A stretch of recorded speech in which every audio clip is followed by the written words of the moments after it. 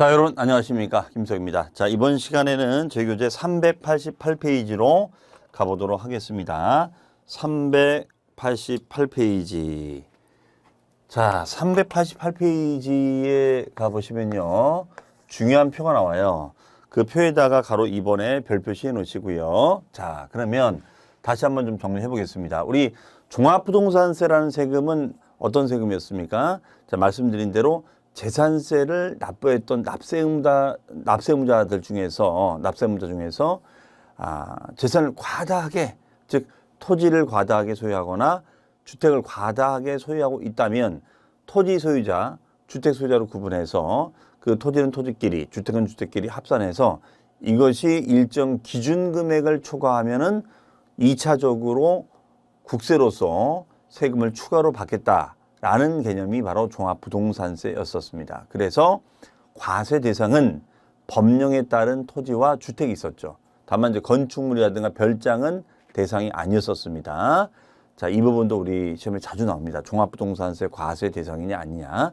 자, 그렇다면 이런 주택과 토지는 종합부동산세 계산을 어떻게 하느냐. 그 계산 구조를 좀 알아보자 이거예요. 계산 구조. 그러면은 우리 박스에 나와 있는 가장 첫 번째는 주택에 대한 종합부동산세 계산 구조입니다. 그 다음에 오른쪽은 토지인데, 그래서 먼저 주택을 다 정리해 보고 그 다음에 토지는 토지끼리 또 한번 정리해 볼게요. 자, 여러분 그 박스에 있는 표를 보시면서, 그 표를 제가 살짝 이렇게 바꿔놓은 것 뿐이니까 표 보시면서 요 설명 들으시면 되겠습니다. 그러면 주택은 일단은 개인이 소유하는 주택하고 법인이 소유하는 주택으로 이렇게 나눌 수가 있겠습니다. 과거에는 이런 구분이 없었는데, 이게 1인 법인, 주택법인을 만들어 가지고 우리가 종합부동산세 세부담을 회피하는 것을 방지하기 위해서 현재는 개인과 법인을 나눠서 우리가 개인과 법인의 종부세 구조를 달리하고 있습니다. 자, 그렇기 때문에 시험 문제 풀 때는 개인에 대한 종합부동산세인지 주택법인에 대한 종합부동산세를 묻는지를 잘 보셔야 돼요.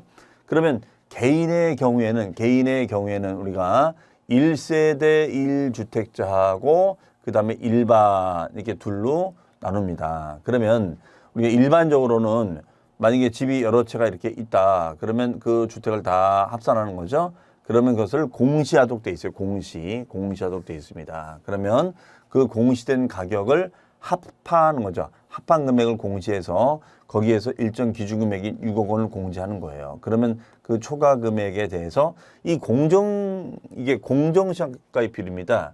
우리 재산세는 어떻게 썼죠? 재산세 같은 경우에도 재산세는 시가표준액으로 조회를 하고 여기에다가 공정시장가입비를 곱했었죠. 그 비율이 주택은 우리가 60%. 그러면 시가표준액이 1억 원이 되면 1억 원의 60%가 되면 6천이 되는 거죠. 10억이 되면 60%면은 6억이 되는 거예요. 그렇죠? 자, 이런 식으로 되어 있습니다. 그래서 이때 집이 여러 채, 다주택이 이렇게 됐을 때는 공시가격을 합한 금액에서 얘는 얼마입니까?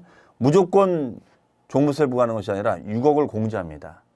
그러니까 이 기준금액을 반드시 여러분들 암기해 두셔야 돼요. 우리 교재도 나와 있죠. 그 기준금액 6억 원을 공제한 금액에 대해서 이 비율이 재산세는 60%였었어요. 그런데 종합부동산세로 하니까 100%. 이게 2021년도에는 95%였거든요. 그러니까 올해 같은 경우는 종합부동산세가 95%가 되는 건데, 내년부터 2022년도부터는 이제 100%로 인상이 됩니다.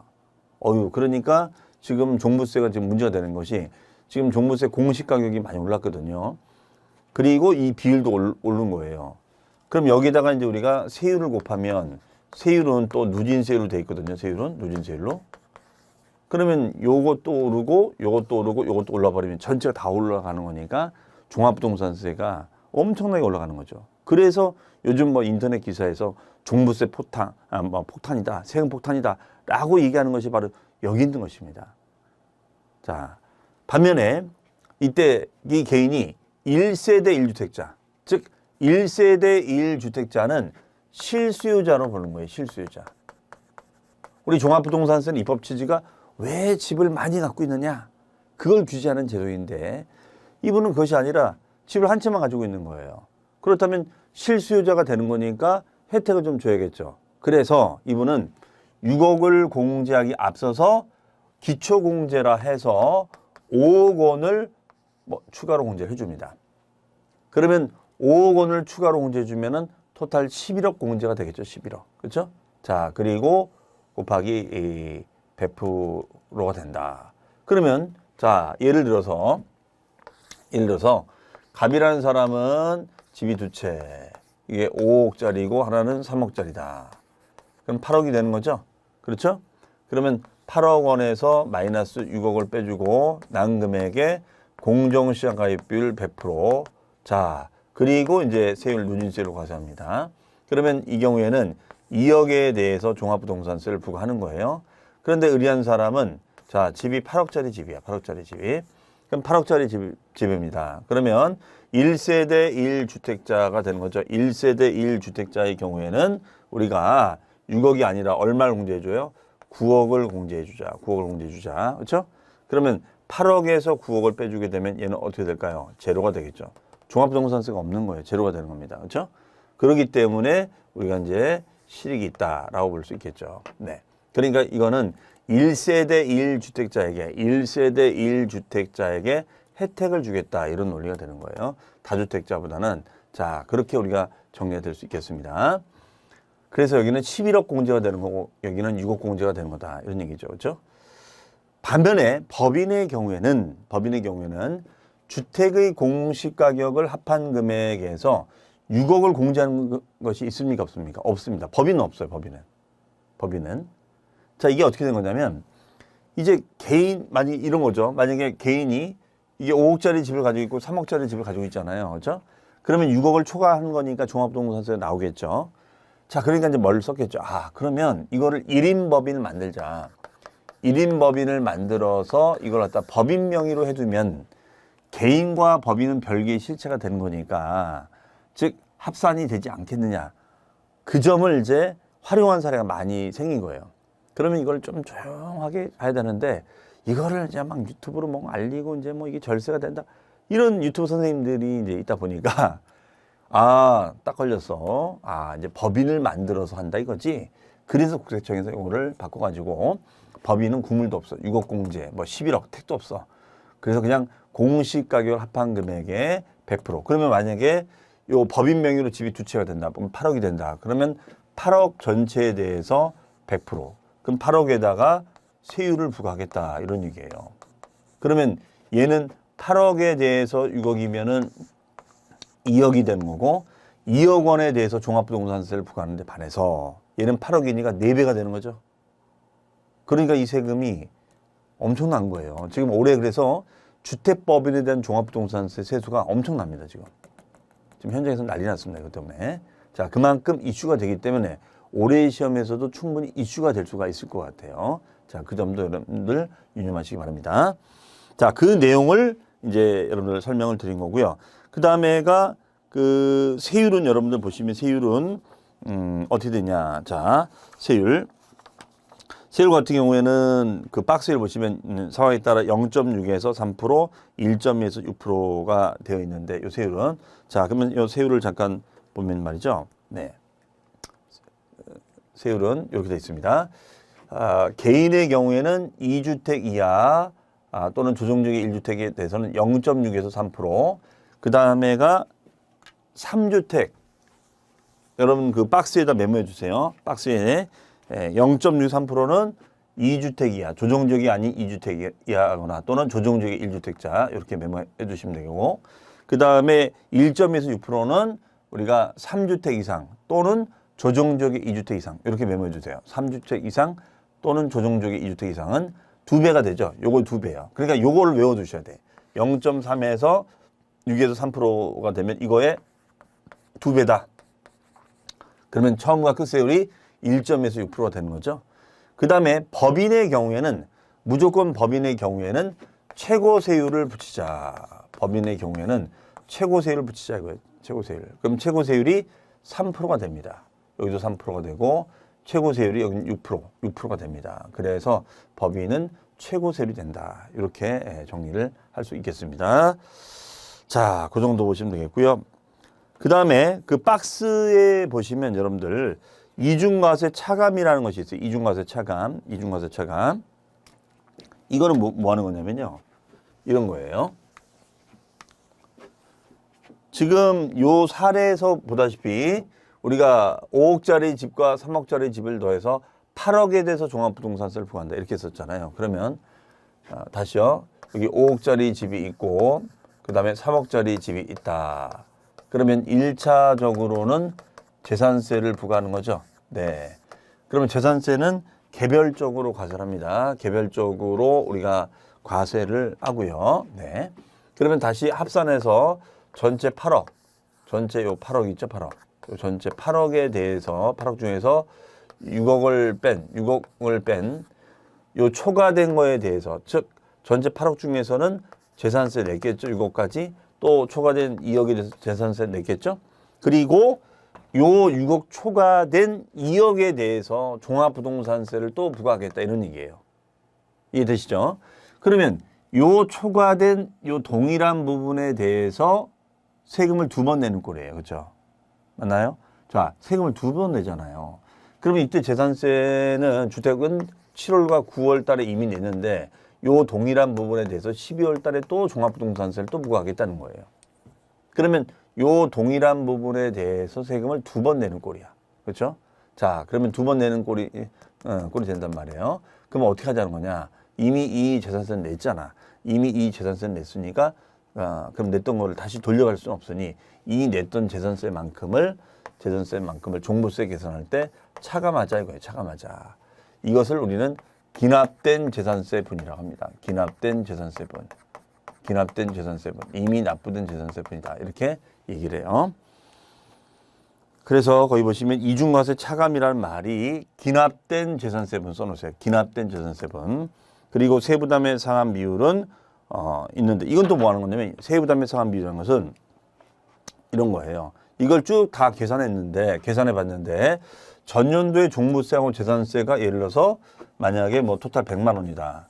그런데 공시 가격이 올라가고 아까 공정시장가입비율이 올라가고 세율이 인상이 돼가지고 세금이 엄청 많이 나온 거야. 그러면은 100만 원 나오던 게 뭐 한 400만 원 나온다. 350만 원 나온다. 그럼 이걸 다 낼 수는 없잖아. 그렇죠? 그렇기 때문에 이 부분에 대해서는 일정한 상한 비율만큼만 세금을 받읍시다. 이런 얘기예요. 그럼 만약에 이것이 150%가 되면은 만약에 계산해 봤더니 350이 나왔다. 그럼 350을 다 낼 거냐? 그것이 아니라 100만 원에 150%인 150만 원까지만 내란 얘기예요. 그러면 나머지 200만 원 낼 필요가 없다는 거죠. 따라서 이 세부담의 상한 비율은 재산세도 있었어요. 재산세도 있다시피 얘도 있습니다. 즉 급격하게 세금 부담이 늘어나는 것을 막기 위해서 만든 제도라고 보시면 돼요. 그러면 이 상한 비율이 높은 게 좋아요? 낮은 게 좋아요? 낮은 게 좋겠죠. 그래서 요거는 150% 하고 있습니다. 다만 3주택 이상이 되거나 조정지역에 2주택이 됐을 때는 얘는 300%까지 인상이 됩니다. 그러면 만약에 계산했는데 350만 원 나왔다. 그러면 최대 100만 원의 3배니까 300만 원까지는 내야 된다는 거죠. 그러면 세부담의 상한을 적용받긴 하지만 어떻습니까? 거의 3배를 내는 거니까 엄청난 거죠. 그래서 이런 세부담의 상한을 통해서 한도를 설정해놨다 치더라도 맥시멈 3배까지 낼 수가 있으니까 같은 주택이라 하더라도 조정지역의 2주택이라든가 3주택이 굉장히 불리하게끔 설계가 되어 있는 거예요. 자, 이것을 뭐라고 한다? 세부담의 상한이라고 얘기하고 있습니다. 자, 그 다음에 그 밑에 가로 3번에 보시면 1세대 1주택의 특례가 있죠. 자, 요게 바로 이제 이겁니다.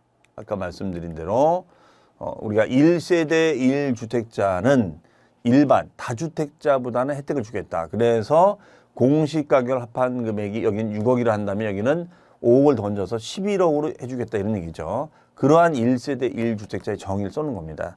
그러면 거기 의에다가 밑줄 한번 쳐볼까요? 과세 기준 현재 세대원 중 1인이 해당 주택을 동그라미 단독으로 소유한 경우까지 체크. 자, 이런 경우에 적용되는 것이다 라고 보시면 되겠습니다. 다만 다음의 경우에는 제외한다. 동그라미 1번 합센바이제 신고를 한 주택이라든가 문화재. 그러니까 이건 뭐냐면 예를 들어서 내가 집을 하나 가지고 있는데 또 집이 있는데 문화재로 돼 있어요. 문화재로 돼 있습니다. 그러면 집이 있고 문화재가 돼 있는데 그러면 문화재 같은 경우를 가지고 있다. 그런데 이거는 무조건 합산해서 6억을 초과하면 종부세를 부과한다. 그럼 누가 문화재를 관리하겠어요? 그렇죠? 기타 합산 배제를 해도 될 만한 주택들은 합산 배제 신청을 해주면은 이거는 빼주겠다는 거예요. 이렇게 주택을 추가로 소유해도 될 만한 이런 문화재라든가 임대주택이라든가 건설 임대주택이라든가 이런 사업 목적의 주택들은 제외를 시켜주고 있습니다. 자, 그런 뜻이고요. 그 다음에가 그 특례 그 다음 페이지 U의 밑에 보시면 특례에 동그라미 1번 밑줄입니다. 1번의 별표시, 동그라미 1번의 별표시. 그 1번이 바로 이겁니다. 5억 원의 기초공제를 해주고 추가로 6억 공제를 해주면 11억이 되는 거죠. 거기에 100% 된다는 거 봐두시면 되겠습니다. 자, 그리고 이제 이번에는 또 뭐냐면요. 이런 경우가 있어요. 1세대 1주택인데 같은 1세대 1주택이에요. 자, 갑이라는 사람도 1세대 1주택자, 그 다음에 을이라는 사람도 1세대 1주택자입니다. 그런데 이분의 나이는 45세가 되고요. 그 다음에가 보유기간이 4년 6개월이에요. 4년 6개월. 그런데 평가치가 10억이에요. 그 다음에 이 집도 10억인데 이분 나이가 70세가 되고 보유기간이 10년이 된 겁니다. 자, 그러면 우리가 1세대 1주택자다. 자, 10억이 아니라 이걸 20억으로 할까요? 20억. 그러면 1세대 1주택자는 방금 뭐라고 했냐면 우리가 기준 금액이 6억이 아니라 5억을 던져서 11억이 된다 이렇게 썼죠. 그러면 11억을 넘어야지 종합부동산세가 나옵니다. 그러면 이걸 쫓아가면은 20억이니까 마이너스 11억, 여기도 마이너스 11억이 되는 거죠. 그러면 초과된 금액이 9억이 되는 거니까 9억에 대해서 종합부동산세를 부과시켜야 될 거예요. 맞죠? 자, 그랬더니 이 을이란 분이 난리가 난 거예요. 왜? 아니, 종합부동산세는 인세 아닙니까? 인세. 그러면 인세라는 것은 그 사람의 인적 사정을 따져가지고 세금에 대한 차등을 둬야 되는 건데 이런 인적인 구분도 상 구분도 없이 동일하게 9억에 대해서 종합부동산세를 부과한다? 이거는 문제가 있다 보는 거예요. 그러면 어떻게 하자는 겁니까? 혜택을 달라 이거예요. 그럼 혜택을 달라는 근거가 뭡니까? 내가 나이가 많잖아요. 제가 나이가 많지 않습니까? 그 다음에 보유기간이 길지 않습니까? 그러면 이런 나이를 보유기간을 배려해서 세액공제 혜택을 해줘야 되지 않겠느냐. 세액공제 혜택을 해줘야 되지 않겠느냐 이 얘기예요. 세액공제 혜택을 해줘야 되지 않겠느냐. 그러면 연세가 많거나 보유기간이 길면 세액공제 혜택을 해줘야 되지 않겠느냐. 그래서 그럼 어떻게 해드릴까요? 자, 그럼 조건이 있겠죠. 그래서 거기 보시면 특례 동그라미 2번에 거기 세액공제 있죠. 2번에다 별표시 해놓으시고 자, 세액공제는 어떻게 돼 있어요? 만 60세 이상일 때는 우리가 거기에 보면 가로에 보니까 밑줄 60세 이상일 때 몇 프로? 20%, 65세 이상 30%, 70세 이상 40%죠. 그러면 이분은 나이가 60세가 안 되는 거니까 이 나이 연령별 세액공제가 안 되는 거예요. 그렇죠? 그런데 이분은 70세니까 몇 프로 공제가 되는 거예요? 거기 보시면 70세는 40% 공제가 된다. 그럼 만약에 종합부동산세가 100만 원이라고 가정한다면 여기는 100만 원에 대해서 40%니까 40만 원 DC 공제를 받는 거예요. 그런데 여기는 없다는 것이죠. 해석이. 자, 두 번째. 그 다음에 이분은 보유기간. 보니까 기준연재. 자, 밑줄 5년 이상 보유한 자. 5년 이상. 그러면 이때는 5년 이상일 때는 계속 밑줄 20%, 10년 이상 40%, 15년 이상 50%입니다. 체크하셨죠? 그러면 5년 이상 20%, 10년 이상. 이분은 10년이니까 40% 공제가 되는 거죠?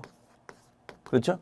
그런데 이분은 5년이 돼야 안 돼요. 기본이 5년이 돼야 되는데 5년도 안 되는 거죠. 아무런 공제도 안 되는 거예요. 그렇죠? 그러면 이분은 이걸 뭐 100만 원 낸다 가정하고 여기도 100만 원 낸다 가정한다라고 한다면 이 사람은 100만 원 다 내야 되지만 이분은 어떻게 한다? 100만 원에 40%, 100만 원 40%다 공제를 받을 수 있다는 거예요. 그러면 중복해서 공제가 되느냐? 예. 중복해서 공제를 받을 수 있어요. 80% 한도로 해서. 자, 그 문장도 있습니다. 그 밑에 밑줄 가장 밑에 공제를 합계 80%의 범위에서 중복 적용이 가능하다. 체크해 놓으시고요. 자, 그러면 이분은 만약에 100만 원이라고 가정한다면 40%니까 80%니까 80만 원 공제를 받는 거죠. 그러면 이분은 100만 원에서 80만 원 공제 디스카운트를 받는 거예요. 그렇죠? 그러면 실제 납부할 돈은 얼마에 20만 원만 되는 거죠. 20만 원. 그런데 여기는 100만 원이 되는 거니까 세금 차이가 많이 나는 거죠. 그래서 1세대 1주택자는 유리한 점이 기준 금액이 높다. 그 다음에 공제받을. 두 번째는 우리가 세액공제 비율, 세액공제가 나이가 많아서 보유한이 길어서 세액공제가 가능하고 중복공제가 가능하다. 이렇게 정리를 하시면 되겠습니다. 자, 그러면 이제 우리가 다 정리가 됐죠. 그 다음에가 그럼 이런 경우는 어떻게 되느냐. 그럼 어쨌든 1세대 1주택자가 좋은 거잖아요. 좋죠. 1세대 1주택자가 좋은 거죠. 그러면 만약에 이분이 뭐 남자예요. 남자. 자, 남자다. 남자가 집이 있고 여자도 집이 있다. 근데 서로 좋아서 결혼했다. 그러면 혼인하자마자 1세대 2주택자가 된다. 그러면 이런 혜택을 볼 수가 없죠. 그렇죠? 그 다음에 또 이분이 나이가 많을 수도 있단 말이에요. 60세. 요새는 뭐 워낙 결혼을 늦게 하니까 60세. 그렇죠? 그 다음에 보유기간이 10년. 그럼 이분은 세액공제 혜택도 다 볼 수 있어요. 그런데 1세대 2주택자로 분류가 되면 이런 혜택들을 볼 수가 없으면 너무 억울하잖아. 그렇죠? 자, 그래서 혼인하는 경우에는 5년간은 유예를 시켜줍니다. 5년간은 유예를 시켜준다는 말은 뭐냐면 5년 동안은 1세대 1주택자 해주겠다 이런 얘기예요. 그러면 혼인만 그러냐? 동거봉양도 마찬가지다. 동거봉양도 마찬가지로 해주겠다는 거예요. 그러면 아버지도 집이 있고 그다음에 아들도 집이 있다라고 한다면 이걸 합산해 줍니다. 네, 그럼 이 경우에도 5년 동안은 유예시켜 주겠다는 거예요. 부모님을 모시기 위한 5년 동안은 유예시켜 주겠다. 1세대 1주택자 이렇게 해주겠다는 것이에요. 자, 그래서 거기 보시면은 그 유예 지금 389페이지 얘기한 겁니다. 389페이지 유예에 보시면 맨 위에 혼인 밑줄 혼인 그리고 5년 그 다음에 동거봉양 밑줄 동거봉양 몇 년? 10년. 네, 동거봉양 10년이 되겠습니다. 혼인은 우리가 5년이고 원래 얘도 5년을 해줬거든요. 그런데 부모님께 효도해라. 그래서 이거는 10년까지 연장을 해주는 걸로 되어 있습니다. 네, 이렇게 정리가 되겠어요. 자, 그러면 다시 정리해 봅니다. 그 다음에 그 밑에 그 가로 4번. 네, 4번까지 보고 다시 정리해 볼게요. 4번. 4번은 법인에 대한 얘기죠. 법인. 자, 4번 밑줄 법인에 대한 주택분용물세. 자, 1번 납세무자. 2번 과세표준. 자, 과세표준은 거기 나온 대로 보니까 어떻게 돼 있어요? 그냥 공시가격을 합한 금액에다가 공정시장가액 비율을 곱하자. 즉 기준금액 6억을 빼주는 게 있어요? 없어요? 없다는 건 사실이죠. 그 다음에가 공제의 개름 세율이 최고 세율 나온다고 그랬죠? 최고 세율은 그 3번의 세율 어디다 써놓습니다. 최고 세율이 몇 프로 였었죠? 요거였었죠. 최고 세율이 2주택 이하는 3%, 그다음에 3주택 이상은 6% 된다. 이렇게 설명을 드렸습니다. 그렇죠? 그다음에 세부담의 상한을 자 밑줄 적용하지 않는다. 우리가 개인 같은 경우에는 세부담의 상한이 있었잖아요. 여기가 2주택 이하는 150%, 그다음에 조정적의 2주택자는 300%는 300%인데 아예 법인은 그런 것이 없어. 그냥 오른 것만큼 다 내라. 그러면 전년도에는 100만 원 나왔는데 350 나왔다. 다 내라 이거예요. 그러니까 특히 올해 같은 경우에는 주택분 종합부동산세 세금 부담이 엄청난 거예요. 이게 엄청 될 수밖에 없다. 이렇게 볼 수가 있겠습니다. 자, 그럼 다시 한번 정리해 봅니다. 이제 메모 다 해드렸으니까 저만 보세요. 다시 보십니다. 자, 일단은 다주택을 소유하고 있다. 이러면은 여러분들 어떻게 한다고요? 일단 유형을 살펴봐야 돼요. 법인 납세무자인지 개인인지를 보고 그 개인 중에서도 다주택자인지 1세대 1주택자인지 그렇죠? 그러면 다주택자가 됐을 때는 일단 두 채 이상이 될 거 아닙니까? 그러면 다 합산하는 것을 공시하는 거예요. 거기에서 6억을 공제해주고 난 거에 공정시장가액비율 100% 해줍니다. 다만 1세대 1주택자는 공시가격을 합한 금액에서 자 6억을 공제해 주는 거에 100%인데 기초공제 5억을 해주자. 그러면은 11억 공제가 되는 거죠. 자, 그래서 이제 해준다 보시면 되겠고요. 법인의 경우에는 이런 공제 금액이 필요 없다 이거야. 법인은 이런 공제 금액이 필요 없고 그대로 공시가격을 합한 금액에서 100%를 곱하자. 이렇게 얘기를 하겠습니다. 그러면은 법인이 훨씬 더 부담이 커지죠. 그러면 세율 부담도 어떻게 되느냐? 얘는 우리가 0.6에서 3%인데 조정적의 2주택자나 3주택자는 2배인 1.2에서 6% 된다. 이렇게 말씀드렸습니다. 대신 법인은 최고 세율 3%, 6%가 된다. 이런 얘기가 되겠고요. 그 다음에 개인이나 법인이나 모두 다 요 동일한 부분에 대해서 1차적으로 재산세를 내고 2차적으로 종합부동산세를 내는 거니까 이중부가 되는 거잖아요. 맞죠? 그러니까 이중부가 되는 거니까 이미 기납된 재산세분은 어떻게 해준다? 차감해주자. 이것이 이중과세 방지라는 취지가 됐었습니다. 그리고 이거에 대한 세부담의 상한이 있었죠. 그래서 우리가 150%도 있지만 조정적의 2주택자나 3주택자는 최대 300%, 3배까지 내라. 이렇게 되고 법인은 그런 상한마저도 적용되지 않는다. 다 내야 된다는 거죠. 그렇기 때문에 이 시험 문제 풀 때는 주택이 좀 복잡해요.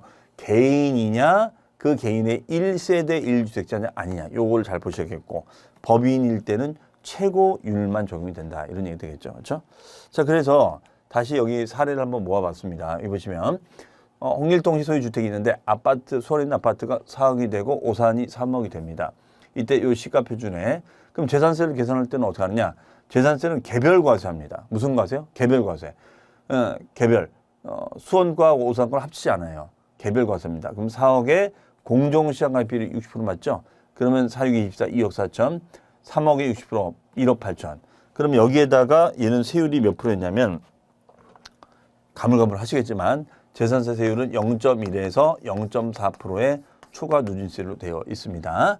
자, 이렇게 해서 각각 고지가 되는 거예요. 7, 9월 달에.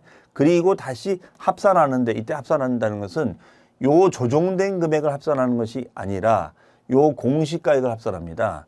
그러면은 4억에 3억을 합치면 7억이 되는 거잖아요. 그 다음에 기준금액이 6억이 되는 거니까 초과된 1억, 1억의 100%, 그러면 1억이 되겠죠, 해석이. 그러면 1억을 과표로 하자 이런 얘기, 1억을 과표로. 그러면 공정시가가액 비율은 100% 됩니다. 공시가 합산액은 7억이 되는 거고, 네, 이렇게 된다는 거예요. 그러니까 여기서 이 구조만 봐도 차이가 좀 크죠. 얘는 초과 금액에 대해서 해주는 거고 비율이 뭐 게임이 안 되는 거죠. 그렇죠? 그리고 여기다가 세율은 0.6에서 3% 또는 조정적의 2주택자, 3주택자는 2배인 1.에서 6%. 만약에 법인이 됐을 때는 이런 금액도 없고 무조건 7억에 100%, 최고세율 3%, 6%를 적용한다. 이렇게 정리할 수 있겠습니다. 세부담의 상한은 없고요. 자, 정리되셨죠? 네, 이렇게 비교 정리해 주시면 되겠어요. 자, 이렇게 해서 이제 우리가 주택분 종합부동산세에 대해서 한번 흐름을 좀 살펴봤습니다. 자, 그러면은 이번에는 이제 토지분 종합부동산세에 대해서 한번 정리를 해보겠습니다. 일단 토지는 여러분들 우리가 토지를 구분하는 것이 매우 중요했었죠. 토지는 제가 이렇게 설명했었어요. 우리나라는 땅이 모자르기 때문에 즉 규제할 땅과 그렇지 않을 땅을 구분했었는데 규제를 해야 될 땅들은 합산해서 과세를 하고 그렇지 않은 땅들은 별도로 분리시켜서 과세하자 이렇게 설명을 했었습니다. 그러면 규제할 땅에는 여기를 보시면은 우리가 종합합산과 별도합산이 있었죠. 그러면 규제하지 않는 땅은 뭐가 됐었죠? 분리과세 토지가 있었죠. 분리과세 토지. 분리과세 토지는 종합부동산세 과세 대상이 아니다. 요거 기억해 두셔야 됩니다. 그러면 종합합산 과세 대상은 얘는 영업용 토지였을까요? 비삼용 토지였을까요?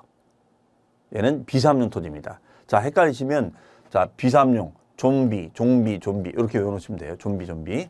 그러면 비삼용 토지끼리 합산하는 거니까 합산한 금액이 있을 거고 그걸 공시하도록 되어 있습니다. 그러면 기준금액이 여러분 그 박스에도 있고 여기도 보시면 얼마요? 그렇습니다. 5억 원을 초과하면 종합부동산세가 나옵니다. 그러면 예를 들어서 이분이 자, 지상정착물이 없는 나대지라든가 잡종지를 가지고 있는데 나대지가 4억이고 잡종지가 2억이다 이렇게 가정해 볼게요. 그러면 4억에 2억이면 얼마예요? 6억이 되는 거죠. 그러면 6억에 대해서 얘는 5억을 빼면은 1억이 되겠네요. 그럼 1억에 대해서 100%. 그럼 여기다가 이제 곱하기 세금 요율을 붙이면은 세금이 나온다 이런 얘기 되겠습니다. 자, 그다음에 별도 합산은 영업용 토지였죠. 영업용 토지. 즉 영업용 토지는 건물에 딸린 토지도 있고 그다음에 건물은 없지만 영업적인 목적으로 활용되는 땅들도 있었죠. 그래서 우리가 이런 땅들끼리 합산과세하자 이렇게 얘기가 되겠습니다. 그러면 요 합산하는데 이것을 공시를 해야겠죠. 그런데 당연히 얘는 이 비삼용보다는 땅값이 비싸겠죠. 그래서 요걸 다 합쳤더니 얘가 100억이 됐어요. 100억. 그럼 100억에서 80억을 공제해주면 얘가 얼마가 돼요? 20억이 되고 20억에 대해서 공정시장 가입비율 100% 곱하기 세금 요율 이렇게 되면은 세금이 나오죠. 자, 그래서 일단은 종합합산, 별도합산 이렇게 세금이 적용이 되는 겁니다. 그러면 이걸 다 내야 되느냐? 아니요. 얘도 우리 주택처럼 요 종합부동산세하고 재산세를 합친 거를 따져봐서 이것을 전년도 기준으로 따져봐서 전년도 대비 얘는 150%를 초과하지 못하도록 돼 있었어요. 아까 우리가 주택은 150%지만 조정적의 2주택자나 3주택자는 300%였었죠. 훨씬 더 규제가 심했는데 얘는 그런 건 없습니다. 그러면 시험에서는 주로 뭘 물어보느냐? 이걸 물어봐요. 기준 금액이 5억이냐 80억이냐, 비율이 100%냐 95%냐, 세율이 몇 프로냐, 이걸 물어본다는 거죠. 그럼 세율은 뭘로 되어 있냐? 누진세율로 다 구성이 되어 있습니다. 누진세율. 자, 이건 나중에 세율은 반복적으로 외우시면 되는 거니까요.